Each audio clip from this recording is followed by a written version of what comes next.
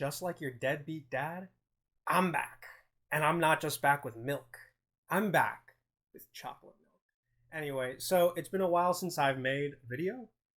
That schedule isn't going to change by any means. The only reason I'm making this is because I found a fraction of time that is free to me, and it probably won't change for the foreseeable future. Hopefully, I might try to get something else out before November, but that's probably not going to happen. Anyway, the reason I'm making this video is because last night I went to go see Look Back. Now, Look Back is one of my first hits. It's one of my first favorites. Definitely a one shot that Fujimoto poured his love and soul into. And honestly, a discussion with some friends of mine actually got me thinking about how people could interpret the ending a bit differently. Because there's this huge difference in interpretation, at least when it comes to the ending, and I'd really love to talk about that, mainly because of the creative choices, but, at least as a primer, I want to start off by saying, Look Back, really good. Honestly, if I didn't read the manga, I'd probably put it like a 9 out of 10. I think the only reason I was maybe a bit disappointed with the ending was partially because I felt like creative design could have gone in a slightly different way. Me, manga self, 8.5 out of 10. In terms of just like maybe just pure anime, I'd give it a 9 out of 10. I think it was excellent. I think if you don't know how short the one shot is, then you won't feel the padding around the actual movie itself. But in terms of just general compliments, I even stayed like the extra 20 minutes of director commentary. And I think the voice actresses started talking, but I didn't really want to pay too much attention to that because really my key focus was on the creative design, really in preparation for this video. I guess the first thing to talk about is just the animation. This isn't made by Studio Mappa. This is made by Studio Durian. First time ever hearing it. And honestly, after seeing their work here, I really wish Studio Durian animated the Chainsaw Man anime. I think they did an excellent job like setting up scenery, background. Background is a big theme in this movie, and I feel like Studio Durian really drew like a personality to the background, to the atmosphere. A friend of mine was actually telling me wouldn't it have been great if Studio Durian was the one in charge of animating the graveyard scene for Chainsaw Man, because I know in the Chainsaw Man anime made by Mappa, it felt a bit. There wasn't really that depth that you really want to go for, that feeling of shock of just seeing graves upon graves upon graves. And I feel like Studio Durian did a really good job really setting up the scenery for when they're in the city, at the art school, while they're in school. Very good. In terms of animation, this looks good. This is a drama. This is not an action. This is not supposed to be like high octane, like crazy explosions. It is just supposed to be a drama between two girls, and I think that was what he was given. He did an excellent job. Fantastic. It looks beautiful. In particular, you already know that one specific shot if you've read the manga where Fujino is dancing through the rice fields, or at least through the road that goes through the rice fields. I think it was just some ditch, if I'm correct. I'm misremembering, but wonderful. It's really hard to animate like a one-page shot because usually the reader's mind is filling in the gaps on how she's moving. And I felt when Studio Durian animated this specific scene, it was like maybe 30 seconds maybe of her just like like a dork, like running through this field because she's really happy that she just got complimented by her rival. And like just how childish she jumps and everything. I really believe that just the mannerisms that they gave her when she was jumping, like, flailing her arms, like stomping, that wasn't in the manga. And I really appreciated that creative choice. That was their independent choice. And it was really good. I loved it. I'm misremembering if there was music or not, or if it was just the rain noise, but great. I think they did it justice. I think it was perfectly good. In terms of, throughout the story, there is music. I'll be honest with you. There is music. There's definitely music at one specific point.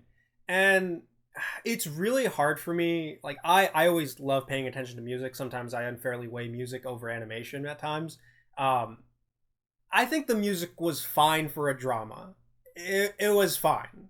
It's what it needed to be. It wasn't anything too bombastic or overly somber. It was just fine. the expressions on certain characters after certain deaths are haunting, literally haunting. I for a moment I was like, wow, this feels like a Junji Ito fucking manga. So I think, God, I cannot praise Studio Durian enough. I hope they get more work, or maybe they're already an established studio and I'm just the ignorant one here. But I really hope I get to see more of them. The voice actresses were, I mean, they're fine. Apparently, it was the main character Fujino's first time being a voice actress. I hope she gets many more voice acting roles. It's like, it's in Japanese. I'm not going to pretend like I understand or know how the typical Japanese person is supposed to sound without it being cringy. Because, I mean, you can hear English, like English dubbed, and you can say, like, oh man, that's kind of cringy. There's always going to be that, like, dissonance with, like, what I know as actually, like, good voice acting, or what I feel like is good voice acting. But I think it was palatable. It was good. I really can't hark on the voice acting too much. Now, what's really coming at me is the difference in interpretation. So in the manga, and I read this because last night there was these two different themes that me and my friends were arguing about, where it was either is the theme supposed to be that for the final question is, why does Fujino like to draw so much? And, the main question is, well, I mean, the main answer is, is it either A, because she really enjoys the creative process, or B, she likes seeing other people enjoy her work? And, honestly, this story is just a Fujimoto just like, fit in. Yeah, this is Fujimoto. Like, I firmly believe that because, she's making Shark Man, which is just supposed to be Chainsaw Man throughout the various references. I feel like the manga in particular came across as, you like to see people enjoying your work. And why do I say this? Because because in the movie, the last scene of the movie, the one scene I dislike in particular, was just 3 minutes basically of the two characters just like, the question is asked, why do you like drawing? And it's just still images of Fujino, and I think it's Kiyomoto, I think that's her name. Just sitting around, just reading, working on stuff. And that the movie tells you that she likes to draw because of the process. She's having fun. It's like, look at what we're creating together. But for the manga in particular, you get the message across that she likes to see other people enjoy her work. Why? Because, and I've explained this before, towards the beginning of the movie, when Fujino gets praised by her friend, I feel so bad. What's her name? I'm gonna try to find what's her name. Kiyomoto. Okay, I was right. Yeah. Okay.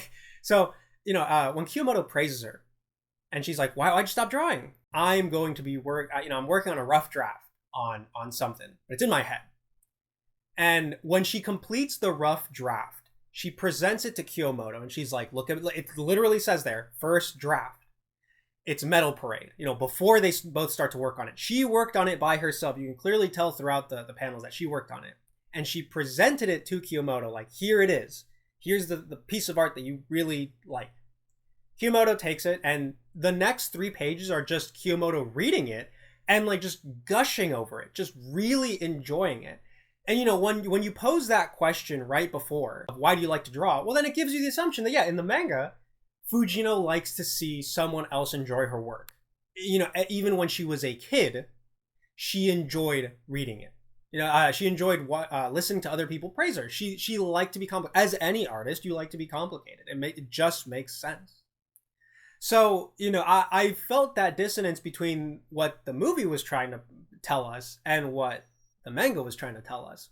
The movie definitely goes for the creative process aspect. It's like, yeah, look, we worked together, we worked so hard, and now we're getting, we won, what is it, 1 million yen, I think? It's a difference in interpretation, and I mean, it's not a difference of interpretation that's like on the scale of like the Count of Monte Cristo anime compared to like the book, because that is a horrendous change in ending, which is just so bad. Like, I hate it. Like, I really thought of that while I was making this video.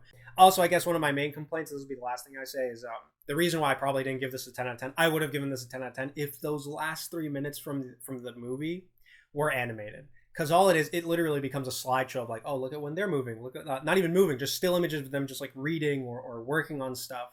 And I really wished, it's like, my friend always tells me this, that like, you can have like, you can do an adaptation, but to go above and beyond, like an adaptation is like to take something from the original and maybe try to like spice it up, maybe try to apply the anime medium, apply music and motion into something spectacular.